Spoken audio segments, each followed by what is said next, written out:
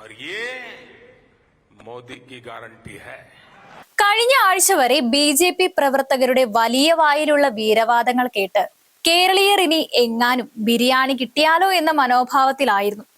തിരുവനന്തപുരം കോർപ്പറേഷനിൽ കഷ്ടിച്ച് ഭരണം ലഭിച്ചതിനെ തുടർന്ന് ആദ്യം അമിത്ഷായും പിന്നാലെ മോദിയും വന്ന് തിരുവനന്തപുരത്തെ ന്യൂയോർക്കിന് മേലെ എത്തിക്കുന്ന പദ്ധതി പ്രഖ്യാപിക്കുമെന്നൊക്കെ തള്ളിവിട്ടത് 15 ലക്ഷം ബാങ്ക് അക്കൗണ്ടിൽ എന്ന വാഗ്ദാനം പോലെയായത് പാവം സംഘപ്രവർത്തകരെ വല്ലാതെ ഇളിഭ്യരാക്കി. എങ്കിലും കേരളത്തിലെ അവരുടെ എം.പിയും കേന്ദ്രമന്ത്രിയുമായ സുരേഷ് ഗോപി എയിംസ് വരും മറ്റേ മോനെ എന്ന് സിനിമാ സ്റ്റൈലിൽ പ്രഖ്യാപിച്ചതും കേരളത്തിൽ എയിംസ് വരും മറ്റേ മോനെ ഇ ശ്രീധരൻ പുതിയ അതിവേഗ റെയിൽവേ 5 വർഷത്തിനകം പൂർത്തിയാക്കുമെന്ന് പ്രഖ്യാപിച്ച് പ്രോജക്ട് അവതരിപ്പിച്ചതും കേന്ദ്ര സർക്കാർ കേരളത്തിന് എന്തെങ്കിലും ഇത്തവണത്തെ ബഡ്ജറ്റിൽ ഉൾപ്പെടുത്തുമെന്ന പ്രതീക്ഷ വളർത്തിയിരുന്നു. പക്ഷേ നിർമ്മല സീതാരാമന്റെ ബജറ്റ് അവതരിപ്പിച്ചു തീർന്നതോടെ തിരുവനന്തപുരത്ത് മോദി വന്ന് പ്രഖ്യാപിച്ചതിനേക്കാൾ ദുരന്തമായിരിക്കുകയാണ് കേരളത്തിന്. എന്തായാലും പ്രളയവും കോവിഡും പോലെ വലിയ ദുരന്തങ്ങൾ അതിജീവിച്ച മലയാളികൾ ഇതും അതിജീവിക്കുമെന്ന് തന്നെ നമുക്ക് പ്രതീക്ഷിക്കാം. ഈ വീഡിയോയിൽ കേന്ദ്ര ബജറ്റിൽ എന്തൊക്കെയായിരുന്നു കേരളത്തിന്റെ പ്രതീക്ഷകളെന്നും എന്താണ് ലഭിച്ചതെന്നും ഒന്ന് വിശകലനം ചെയ്യുകയാണ്. ഇനി പറയുന്ന കാര്യങ്ങളാണ് കേരളം പ്രധാനമായിട്ടും ആവശ്യമായി ഉന്നയിച്ചിരിക്കുന്നത്. ബജറ്റിന് മുന്നോടിയായുള്ള ചർച്ചകളിൽ കേരളത്തിൽ നിന്നുള്ള എം.പിമാരും ഉന്നയിച്ച പ്രധാന ആവശ്യം ഇതൊക്കെയായിരുന്നു.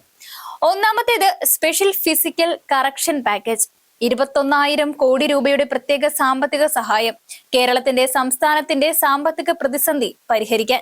രണ്ടാമത്തേത് ഡിഫൻസ് R&D കോറിഡോർ, പ്രതിരോധ ഗവേഷണത്തിനായുള്ള പ്രത്യേക കോറിഡോർ.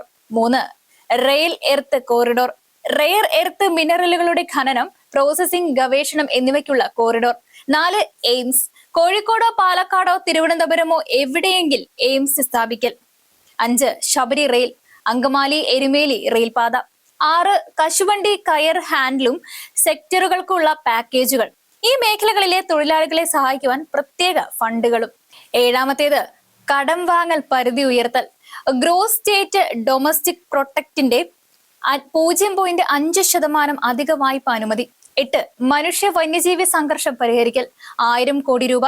9 വിഴിഞ്ഞം തുറമുഖ വികസനം, അടിസ്ഥാന സൗകര്യങ്ങൾക്കായുള്ള സഹായം. ഇതിനെല്ലാം പുറമെ കേരളത്തിന്റെ വ്യവസായ മേഖല, പ്രത്യേകിച്ച് എക്സ്പോർട്ട് ഓറിയന്റഡ് സെക്ടറുകൾ US താരിഫുകളുടെ പ്രത്യാഘാതങ്ങൾ നേരിടാൻ സഹായം പ്രതീക്ഷിച്ചിരുന്നു. കോൺഗ്രസ് MP ശശി തരൂർ പോലെയുള്ളവർ തിരഞ്ഞെടുപ്പ് പശ്ചാത്തലത്തിൽ കേരളത്തിന് പ്രത്യേക ആനുകൂല്യങ്ങൾ ലഭിക്കുമെന്ന് പറയുകയും ചെയ്തിരുന്നു. എന്നാൽ കേരളത്തിനായി നിർമ്മല സീതാരാമൻ കരുതി വെച്ചത് ഇത് മാത്രമായിരുന്നു. ഒന്നാമത്തേത് നേച്ചർ ബേസ്ഡ് ടൂറിസം.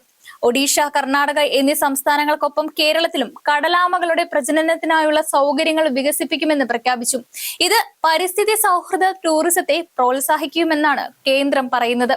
രണ്ടാമത്തേത് rare earth corridor. Odisha, Andhra Pradesh, Tamil Nadu എന്നിവയോടൊപ്പം കേരളത്തിനും റെയർ എർത്ത് കോറിഡോർ പ്രഖ്യാപിച്ചു. ഇത് ഖനനം, പ്രോസസിംഗ്, ഗവേഷണം, മാനുഫാക്ചറിംഗ് എന്നിവയെ പ്രോത്സാഹിപ്പിക്കുമെന്ന് ധനമന്ത്രി പറഞ്ഞു. ഇത് ഇന്ത്യയുടെ ഇറക്കുമതി ആശ്രയത്വം കുറയ്ക്കുവാൻ സഹായിക്കുമെന്നാണ് പ്രതീക്ഷ. ഇതിനെല്ലാം പുറമെ ആകെയുള്ളത് പൊതു അലോക്കേഷനുകൾ മാത്രമായിരുന്നു. സംസ്ഥാനങ്ങൾക്കായി 1.4 ലക്ഷം കോടി രൂപ ടാക്സ് ഡിവോല്യൂഷൻ, ഫിനാൻസ് കമ്മീഷൻ ഗ്രാന്റുകൾ എന്നിവ പങ്കുവച്ചതിൽ കേരളത്തിനും നിർബന്ധമായിട്ടും നൽകേണ്ടത് മാത്രം വകയിരുത്തി. എന്നാൽ ചില BJP സർക്കാരുകൾ ഭരിക്കുന്ന സംസ്ഥാനങ്ങൾക്ക് വച്ച പോലെ കേരളത്തിന്റെ പ്രത്യേക ആവശ്യങ്ങൾക്ക് പ്രത്യേകമായിട്ട് യാതൊരു അലോക്കേഷൻ വെച്ചതുമില്ല. എന്നാൽ കേരളവും മലയാളികളും പല മേഖലയിലും ഒന്നാമത് നിൽക്കുന്ന പോലെ ബഡ്ജറ്റിലെ നിരാശയുടെ കണക്കെടുത്താലും ഒന്നാമത് തന്നെ നിൽക്കുകയാണ്. പ്രധാന നിരാശകൾ ഒന്നുകൂടി നമുക്ക് അക്കമിട്ട് നോക്കാം. ഒന്നാമത്തേത് ഹൈ സ്പീഡ് റെയിൽ. ഇന്ത്യയിലാകെ 7 ഹൈ സ്പീഡ് റെയിൽ കോറിഡോറുകൾ പ്രഖ്യാപിച്ചുവെങ്കിലും കേരളം ഇതിൽ ഉൾപ്പെട്ടില്ല. ഇ ശശിധരൻ കഴിഞ്ഞ ദിവസം അവതരിപ്പിക്കുകയും പൊന്നാനിയിൽ ഓഫീസ് തുടങ്ങുകയും ചെയ്ത കേരള അതിവേഗ റെയിൽ ഇതോടെ ജലരേഖയായി മാറി. കഴിഞ്ഞ ദിവസം അപ്ലോഡ് ചെയ്ത വീഡിയോയിൽ പറഞ്ഞതുപോലെ തന്നെ പൊന്നാനിയിലെ ഓഫീസ് മുൻപ് മത്സരത്തിന് മുമ്പേ പാലക്കാട് ഇ ശ്രീധരനായി MLA ഓഫീസും മുഖ്യമന്ത്രി ഓഫീസും തുടങ്ങിയതുപോലെ തന്നെയായി. തെക്കൻ ഇന്ത്യൻ സംസ്ഥാനങ്ങളായ കർണാടക, തെലങ്കാന, തമിഴ്നാട് എന്നിവയ്ക്ക് പോലും അതിവേഗ റെയിൽ പ്രഖ്യാപിച്ചപ്പോഴാണ് കേരളത്തിന് നിരാശ മാത്രം ബാക്കിയായത്.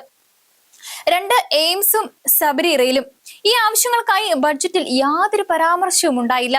സ്പെഷ്യൽ പാക്കേജിന്റെ ഭാഗമായി 21,000 കോടി രൂപയുടെ ഫിസിക്കൽ പാക്കേജോ അധിക ബോറോയിങ് അനുമതിയോ ലഭിക്കാത്തത് വരും വർഷങ്ങളിൽ കേരള സർക്കാരിന് കൂടുതൽ സാമ്പത്തിക പ്രതിസന്ധി സൃഷ്ടിക്കുമെന്നുറപ്പാണ്.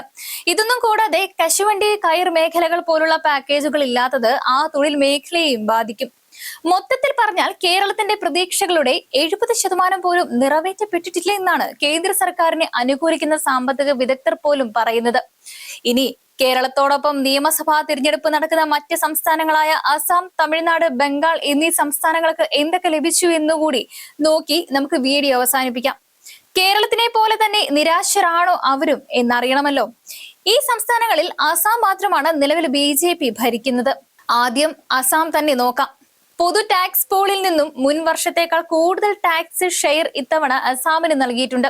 നിലവില് ഈ അനുപാതത്തിൽ വളരെ പുറകിലായ കേരളം കൂടുതൽ ആവശ്യപ്പെട്ടത് പരിഗണിക്കാതിരുന്നപ്പോൾ ഇപ്പോൾ തന്നെ നല്ല ശതമാനം ലഭിക്കുന്ന അസാമിന് ആ നിരക്ക് ഒന്നുകൂടി കൂട്ടി നൽകിയിരിക്കുകയാണ് നിർമ്മല. അടുത്തതായിട്ട് ബഡ്ജറ്റിലെ നോർത്ത് ഈസ്റ്റ് ഫോക്കസ് അസാമിന് ഗുണകരമായിട്ടുണ്ട്.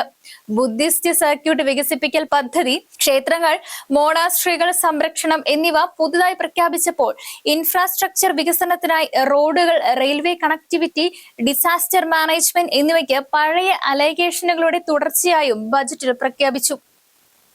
അടുത്തതായിട്ട് നമ്മുടെ അയൽ സംസ്ഥാനമായിട്ടുള്ള തമിഴ്നാട് നോക്കാം. കേരളത്തിന് ലഭിച്ച റെയർ എർത്ത് കോറിഡോർ തമിഴ്നാടിന് ലഭിച്ചു. എന്നാൽ കേരളത്തിന് ലഭിക്കാതെ പോയ ഹൈ സ്പീഡ് റെയിൽ തമിഴ്നാടിന് നൽകിയിട്ടുണ്ട്. ഹൈദരാബാദ് ചെന്നൈ കോറിഡോർ, ടൂറിസത്തിന്റെ ഭാഗമായി പോത്തിഗൈ മലയിൽ ഇക്കോളജിക്കലി സസ്റ്റൈനബിൾ മൗണ്ടൻ ട്രെയിലും ബഡ്ജറ്റിൽ പ്രഖ്യാപിച്ചിട്ടുണ്ട്. എന്നാൽ മുഖ്യമന്ത്രി സ്റ്റാലിൻ ആവശ്യപ്പെട്ടിരുന്ന 50% ടാക്സ് ഷെയർ, ജൽജീവൻ മിഷൻ ഫണ്ടുകൾ, കോയമ്പത്തൂർ മഥുര മെട്രോ എന്നിവ പ്രത്യേകമായിട്ട് പരിഗണിച്ചിട്ടില്ല. അവസാനമായി പശ്ചിമ ബംഗാൾ. ഇതും BJP ഇതര സർക്കാർ ഭരിക്കുന്ന സംസ്ഥാനമാണ്. മാത്രമല്ല BJPയുടെ ഏറ്റവും വലിയ പ്രതിയോഗി എന്ന് പറയപ്പെടുന്ന മമതാ ബാനർജി മുഖ്യമന്ത്രിയായ സംസ്ഥാനം കൂടിയാണ്. അതിനപ്പുറം ഇത്തവണ BJPക്ക് വലിയ പ്രതീക്ഷയുള്ള സംസ്ഥാനം കൂടിയാണിത്. ബംഗാളിന് പ്രത്യേകമായിട്ട് എന്തൊക്കെ കിട്ടിയെന്ന് നോക്കാം. ഒന്ന്, ഡെഡിക്കേറ്റഡ് ഫ്രൈറ്റ് കോറിഡോർ, ഡങ്കുനി, അതായത് ബംഗാൾ മുതൽ സൂറത്ത്, ഗുജറാത്ത് വരെ ഹൈ സ്പീഡ് റെയിൽ, പ്രധാന നഗരങ്ങളെ ബന്ധിപ്പിക്കുന്ന കോറിഡോറുകളിൽ ബംഗാളിനെയും ഉൾപ്പെടുത്തിയിട്ടുണ്ട്. മൂന്നാമത്തേത് നാഷണൽ വാട്ടർവേകൾ, 20 പുതിയ വാട്ടർവേകൾ പ്രായോഗികമാക്കും. ഇത് ചരക്ക് നീക്കത്തെ നന്നായി സഹായിക്കും. അവസാനമായിട്ട് ബജറ്റിനെ ചുരുക്കി ഇങ്ങനെ പറയാം. 2026 യൂണിയൻ ബജറ്റ് ഇന്ത്യയുടെ സാമ്പത്തിക വളർച്ചയെ ത്വരിതപ്പെടുത്തുന്നതിനുള്ള ശ്രമമാണെന്നതിൽ തർക്കമില്ല. എന്നാൽ കേരളത്തിന്റെ കാര്യത്തിൽ പ്രതീക്ഷകളും ലഭിച്ചതും തമ്മിലുള്ള വിടവ് വലുതാണ്. റെയർ എർത്ത് കോറിഡോറും ടൂറിസം പദ്ധതികളും ദീർഘകാല നേട്ടങ്ങൾ നൽകുമെങ്കിലും അടിയന്തര ആവശ്യങ്ങൾ അവഗണിക്കപ്പെട്ടു.